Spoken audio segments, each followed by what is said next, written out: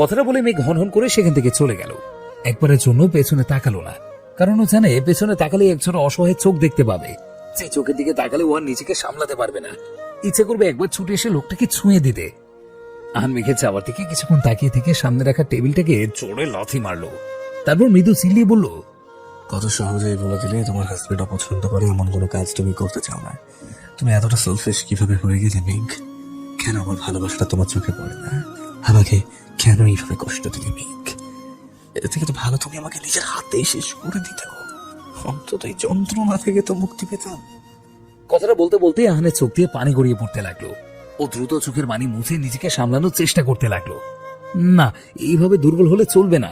মেঘ যদি ওকে ছাড়া ভালো থাকতে পারে, তাহলে ও কেন মেঘকে ছাড়া ভালো থাকতে পারবে না? কথাটা ভাবতে ভাবতে আহানের চোখ এলো টেবিলের নিচের দিকে। দেখলো সেখানে একটা কাগজ পড়ে আছে। ও ভাবলো হয়তো তাড়াহুড়োতে মেঘ কাগজটা ফেলে চলে গেছে। আহান একটু ঝুঁকে কাগজটা হাতে নিয়ে দেখতে লাগলো। এটা মেঘের পার্সোনাল কোনো একটা ডকুমেন্ট। হঠাৎ আহানের চোখ মেঘের নামের উপরে আটকে গেল। এখানে মেঘের নাম দেওয়া মিসেস মেঘনা খান। নামটা পড়ে আহান 440 ভোল্টের শক খেলো। ও ভাবতে পারছে না মেঘ এখনো ওর সারনেমই ইউজ করে। তাহলে কি মেঘ ওদের বিয়েটা মেনে নিয়েছিল? যদি মেনেই থাকে তাহলে দ্বিতীয় বিয়ে কেন করলো? আর মেঘ যে এখনো ওর এক্স হাজবেন্ডের সারনেমই ইউজ করে, সেটা কি ওর বর্তমান হাজবেন্ড জানে? এইসব ভেবে আহানের মাথা ঘুরছে। কি যে হচ্ছে ও কিছুই বুঝতে পারছে না। মেঘের বর্তমান হাজবেন্ড কেন মেঘকে ওর এক্স হাজবেন্ডের সারনেম ইউজ করতে দিচ্ছে, আহানের মাথায় সেইটাই ঢুকছে না। সকালবেলা ব্রেকফাস্ট, এতগুলো কাছের মানুষ থাকতেও ওর কষ্টটা দেখার মতো কেউ নেই। বড্ড অসহায় লাগছে নিজেকে। ইচ্ছে করছে চিৎকার করে কাঁদতে আর বলতে, শেষবারের মতো তোমরা আমাকে একটু আদর করে দাও। হয়তো কখনো তোমাদের কারোর সাথে আর আমার দেখা হবে না, কিন্তু ও চাইলেও এখন কাউকে কিচ্ছুটি বলতে পারবে না, কারণ তাহলে ওর এত দিনের কষ্ট সব বিফলে চলে যাবে। হঠাৎ পেছন থেকে মেঘের কাঁধে কেউ হাত রাখলো। মেঘ ঘাড় ঘুরিয়ে তাকিয়ে দেখলো হিয়ান দাঁড়িয়ে আছে। হিয়ানকে দেখে মেঘা নিজেকে সামলাতে পারল না। ওকে শক্ত করে জড়িয়ে ধরে হাও মাও করে কেঁদে দিল। কাঁদতে কাঁদতে বলল, আমার সাথে সব কেন হলো ভাইয়া? আমি তো কখনো কারোর ক্ষতি করিনি, তাহলে আল্লাহ কেন আমাকে এত বড় শাস্তি দিলেন? হিয়ান সোজা হয়ে দাঁড়িয়ে আছে। মেঘের প্রশ্নের অ্যান্সার তো ওর নিজেরও জানা নেই। হিয়ানের চোখ থেকে টুপ করে এক ফোঁটা পানি গড়িয়ে পড়ল, আর চোখের সামনে ভাসতে লাগলো 2 বছর আগের কথা। ফ্ল্যাশব্যাক। আহান যেদিন আবির আর জেরিনকে পুলিশ দিয়ে এসে সবটা ক্লিয়ার করে বলেছিল, আবির আর জেরিনের পরিবার সেদিন সিলেট ফিরে গিয়েছিলেন। যাওয়ার আগে ওনারা আহানদের সবার কাছে হাত জোর করে ক্ষমাও চেয়েছেন। সবকিছু ঠিকঠাকই চলছিল। 2 সপ্তাহের মধ্যে মেঘ আর সাইফা আস্তে আস্তে সুস্থ হয়ে ওঠে। মোনা খান আর মীরা রহমানের ট্রিটমেন্টে ওরা সুস্থ হয়ে গিয়েছিল, তাই ওদের আলাদা করে আর হসপিটালে নিয়ে গিয়ে কোনো টেস্ট করানো হয়নি। সাইফা যতদিন অসুস্থ ছিল মিহির ওর অনেক কেয়ার করেছে। সাইফা কথা না শুনলেও কখনো কখনো সুন্দরভাবে বুঝিয়ে কথা শুনিয়েছে, আবার কখনো বকে ধমক দিয়েও কথা শুনিয়েছে। মেহেরের কেয়ারিং দেখে ওর প্রতি সাইফার যে রাগ ছিল সেইটা আস্তে আস্তে কমে গেছে। আর আহান সে তো মেঘ যতদিন অসুস্থ ছিল ততদিন তার অন্যদিকে কোনো খেয়ালই ছিল না। সবকিছু ভুলে গিয়ে সারাদিন শুধু মেঘের দেখাশোনা করেছে। মেঘকে খাবার খাওয়ানো থেকে শুরু করে ওষুধ খাওয়ানো পর্যন্ত সবকিছু আহান একা হাতে করেছে। বাকিরা মেঘের কেয়ার করবে কি? আহানের কাণ্ড দেখেই হেসে ঘোরাঘুরি খেত, কারণ আহান মেঘকে এমন ভাবে ট্রিট করত যেন মেঘ 6 মাসের ছোট্ট একটা বাচ্চা। প্রায় 2 সপ্তাহ পর মেঘ সুস্থ হয়ে নিজেদের বাড়িতে ফিরে আসে। বাড়িতে আসার পর 2 দিন সবকিছুই নর্মাল ছিল, কিন্তু তারপর থেকে হঠাৎ করে মেঘের মাথায় অসহ্য যন্ত্রণা শুরু হতে থাকে। মাঝে মাঝে আচমকা ব্যথা শুরু হতো, আবার এমনি এমনি কমে যেত। মেঘ ভেবেছিল হয়তো মাথায় আঘাত লাগার কারণে এমনটা হচ্ছে, তাই ও ব্যাপারটা তেমন একটা পাত্তা দেয়নি। এইভাবে কেটে গেল আরো 15 দিন। এর মধ্যে মেঘের অনেকবার মাথা ব্যথা উঠেছে, কিন্তু সবাই টেনশন করবে তাই ও কাউকে কিচ্ছুটি বলেনি। আহান রোজ ওকে 10-15 বার করে ফোন দিত। ও ঠিকঠাক মতো খাবার খেয়েছে কিনা, ওষুধ খেয়েছে কিনা, ঘুমিয়েছে কিনা, সেই সব খোঁজ নিত। দীর্ঘ 1 মাস পর মেঘ আজকে ভার্সিটিতে আসলো। প্রথম 2টি ক্লাস করে মেঘ, দিশা আর রিজা অফ পিরিয়ডে ক্যান্টিনে চলে আসলো। সেখানে কিছুক্ষণ থাকার পর মেঘের মাথায় আবার যন্ত্রণা শুরু হয়, তবে এইবার আগের থেকেও আরো বেশি করে ব্যথা শুরু হয়ে গিয়েছিল। মেঘ ব্যথা সহ্য করতে না পেরে মাথা চেপে ধরে ফুপিয়ে কেঁদে দেয়। মেঘকে এইভাবে কাঁদতে দেখে দিশা আর রিজা মিলে ওকে ধরে ভার্সিটির পাশের একটা প্রাইভেট ক্লিনিকে নিয়ে আসে। সেখানে আসার পর ডাক্তার মেঘের প্রবলেমগুলো শুনে ওকে কিছু টেস্ট করতে বলে। মেঘ টেস্টগুলো করে বাড়িতে চলে আসে। টেস্টের রিপোর্ট কালকে ছাড়া পাওয়া যাবে না। রিজা আর দিশা মেঘকে বাসায় পৌঁছে দিয়ে ওরা নিজেদের বাড়িতে চলে যায়।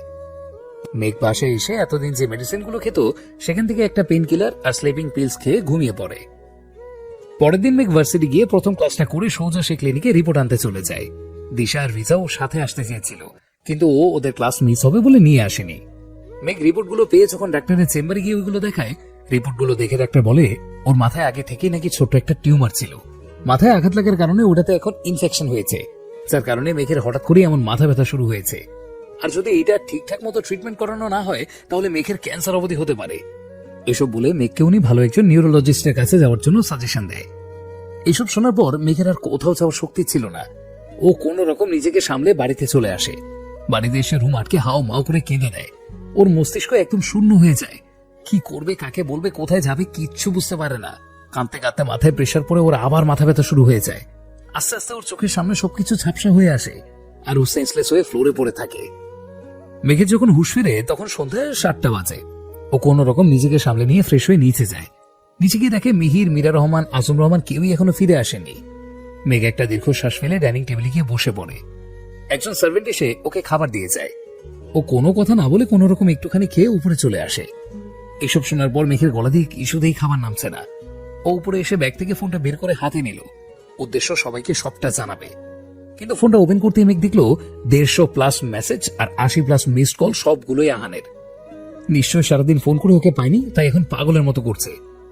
মেঘ ফোনটা বুকের সাথে চেপে ধরে হাউমাউ করে কেঁদে দিল। ও নিজের জন্য যতটা না ভয় পাচ্ছে তার থেকে বেশি ভয় পাচ্ছে আহানের জন্য। ওর কিছু হয়ে গেলে ছেলেটা পাগল হয়ে যাবে। এইসব ভাবতে ভাবতে হঠাৎ মেঘ শুনতে পেল কেউ বারবার বাসার কলিং বেল টিপে যাচ্ছে। মেঘ বুঝতে পারছে না এইভাবে পাগলের মতো কে কলিং বেল বাজাচ্ছে। ও চোখের পানি মুছে ওয়াশরুমে গিয়ে ফ্রেশ হয়ে দরজা খুলে রুম থেকে বের হতে যাবে, তার আগেই কোথা থেকে আহান দ্রুত পায়ে এসে ওকে শক্ত করে জড়িয়ে ধরল। আকস্মিক ঘটনায় মেঘ হতভম্ব হয়ে গেল। আহান মেঘকে জড়িয়ে ধরে ব্যস্ত গলায় বলল, মেঘ পরি, তুমি কোথায় চলে গেছিলে? জানো আমি তোমাকে কতবার ফোন করেছি, ফোনটা ধরোনি কেন? টেনশনে আমার মাথাটা ফেটে যাচ্ছিল। ভেবেছিলাম তোমার আবার কিছু একটা হয়ে গেছে। এই সব গাছ ফেলে এখানে চলে এসেছি। মেঘ স্ট্যাচু হয়ে দাঁড়িয়ে আছে। ও সামান্য একটু ফোন ধরে নেই তাই আহান এমন পাগলের মতো করছে। যদি সত্যিটা জানতে পারে তাহলে ওর কি অবস্থা হবে। মেঘের হাত পা কাঁপছে। ও একবার ভাবছে সবটা আহানকে বলে দেবে, কিন্তু পরক্ষণে আবার নিজের মনকে শক্ত করে নিল। না, যাই হয়ে যাক, আহানকে এসব কথা কিছুতেই বলা যাবে না। পরের দিন সকালে ভার্সিটি যাওয়ার নাম করে মেঘ ভালো একজন নিউরোলজিস্টের সাথে দেখা করতে গেল। ওনার চেম্বারে গিয়ে ওনাকে আগের দিনের রিপোর্টগুলো দেখালো। উনি প্রথমে ভীষণ অবাক হয়েছিল এটা দেখে যে এইটুকু একটা বাচ্চা মেয়ে নিজের রিপোর্ট নিজে নিয়ে এসেছে। পরে উনি সব রিপোর্টগুলো ভালো করে দেখে মেঘকে আরো কিছু টেস্ট দিলেন। মেঘ টেস্টগুলো করিয়ে ভার্সিটিতে চলে গেল। সেখান থেকে ক্লাস শেষ করে বাসায় চলে আসলো। প্রতিদিনের মতোই সবার সাথে স্বাভাবিক ব্যবহার করলেও মেঘ ভেতরে ভেতরে ভীষণ ভয় পেতে লাগলো। বারবার আল্লাহর কাছে দোয়া করতে লাগলো সাথে রিপোর্টগুলো ভুল আসে, কিন্তু সেটা আর হলো না। পরের দিন আবার রিপোর্টগুলো নিয়ে ডাক্তারের কাছে গিয়ে জানতে পারলো টিউমারটা খুব বাজেভাবে ইনফেকশন করেছে। ইমিডিয়েট ওটা ট্রিটমেন্ট শুরু না করলে যা তা কিছু হয়ে যেতে পারে। আর ট্রিটমেন্ট করলেও মেঘের পুরোপুরি সুস্থ হওয়ার চান্স খুবই কম। যে কোনো সময় ওর ব্রেন স্ট্রোক করে মারা যেতে পারে অথবা মানসিক ভারসাম্য হারিয়ে ফেলতে পারে। সেদিনের পর থেকে মেঘ ধীরে ধীরে বদলে যেতে থাকে। হঠাৎ করেই একদম চুপচাপ হয়ে যায়। সবার সাথে কথা বলা কমিয়ে দেয়। আহানকে ইগনোর করতে শুরু করে। আহান দিনে 10 বার ফোন দিলেও একবার সেটা রিসিভ করে, আর রিসিভ করে এটা সেটা অজুহাত দেখিয়ে ফোনটা কেটে দেয়। একদিকে মেঘের এমন ব্যবহার সহ্য করতে না পেরে আহান পাগলের মতো বিহেভ করতে শুরু করে। অন্যদিকে মেঘের ট্রিটমেন্ট শুরু না করার জন্য ওর শারীরিক কন্ডিশন আরো খারাপ হতে থাকে। ও ভার্সিটিতে যাওয়া কমিয়ে দেয়, কারণ একে তো শরীর খারাপ, তার উপর আহান রোজ ভার্সিটি গেটের সামনে এসে দাঁড়িয়ে থাকে ওর সাথে একবার কথা বলার জন্য, আর ও বারবার আহানকে ইগনোর করে চলে আসে। আজকে মেঘ ভার্সিটিতে এসেছিল কিছু নোটস নেওয়ার জন্য। কয়েকটা ক্লাস করার পর নোটসগুলো নিয়ে মেঘ ভার্সিটি গেট দিয়ে ভয়ে ভয়ে বের হতে থাকে, কারণ যদি আহানের সাথে দেখা হয়ে যায় তাহলে আহান এখানে পাবলিক প্লেসে বসে নিশ্চিত একটা সিন ক্রিয়েট করবে। মেঘ গেট থেকে বের হয়ে খুব সাবধানে আশেপাশে তাকালো। দেখলো আহান কেন, আহানের ছায়াটাও কোথাও নেই। আহানকে না দেখে মেঘ ভীষণ অবাক হলো। পরে ভাবলো হয়তো কাজে আটকে গেছে তাই আসতে পারেনি। একদিকে ওর ভালোই হয়েছে, আহানের অসহায় কণ্ঠের প্রশ্নগুলোর থেকে রেহাই পেয়ে গেল। এসব ভাবতে ভাবতেই মেঘ একটা রিকশায় উঠে বাড়ির উদ্দেশ্যে রওনা দিল। মেঘ বাড়িতে এসে এমন কিছু দেখতে পাবে স্বপ্নেও ভাবেনি। ও ড্রয়িং রুমে ঢুকতে দেখতে পেল মোনা খান, আহাত খান, আহান সহ অভির বাবা মা, হিয়ানের বাবা মা, সারিকা, সাইফা আর ওদের বাবা মা আহির, মিহির, দিশা, রিজা সবাই ওদের বাসায় বিশাল ড্রয়িং রুমে বসে আছে। মেঘকে বাসার মধ্যে ঢুকতে দেখে সবাই একসাথে চিল্লিয়ে বলল, সারপ্রাইজ। মেঘ অবাক হয়ে প্রশ্নবোধক চাহনিতে মীরা রহমানের দিকে তাকাতে উনি এসে জানালেন আজকে ঘরোয়াভাবে আহান আর ওর এঙ্গেজমেন্ট, আর খুব তাড়াতাড়ি ওদের বিয়ে ডেটও ফিক্স করা হবে। এইসব শুনে মেঘের মাথায় বাজ পড়লো। আর যাই হোক, ও কিছুতেই আহানকে বিয়ে করে আহানের লাইফটা নষ্ট করে দিতে পারবে না। মীরা রহমান এসে মেঘের হাত ধরে ওকে রেডি করানোর জন্য উপরে নিয়ে যেতে লাগলেন। এমন সময় মেঘ ঝাড়া দিয়ে ওনার হাতটা সরিয়ে চিল্লিয়ে বলল, আমি কোথাও যাব না, আর এখানে কোনো এঙ্গেজমেন্ট হবে না। মেঘের কথা শুনে সবাই অবাক চোখে ওর দিকে তাকালো। মীরা রহমান বললেন, মানে? মেঘ ঝাড়ি মেরে বলল, বুঝতে পারছো না? বাংলাতেই তো বললাম। তোমরা কাকে জিজ্ঞেস করে এঙ্গেজমেন্টটা ঠিক করেছো? কোনো কিছু করার আগে কাউকে কিছু জিজ্ঞেস করার প্রয়োজন মনে করো না, তাই না? নিজেদের যা মনে হয় তাই করো সব সময়। মেঘের কথা বলার ধরন দেখে ওখানে উপস্থিত সবাই 440 ভোল্টের শক খেলো। মেঘ কখনো কারোর সাথে আগে এমন বিহেভ করে না। মীরা রহমান কিছু বলতে যাবেন, তার আগেই আহান বলল, মামনি তো কোনো দোষ নেই মেঘ, এসব কিছু ওনারা আমার কথাই করেছেন। তুমি যা বলার আমাকে বলো। আহানের কথা শেষ হতেই মেঘ বলল, আমার কাউকে কিছু বলার নেই। আমি এঙ্গেজমেন্ট করতে চাই না, ব্যাস।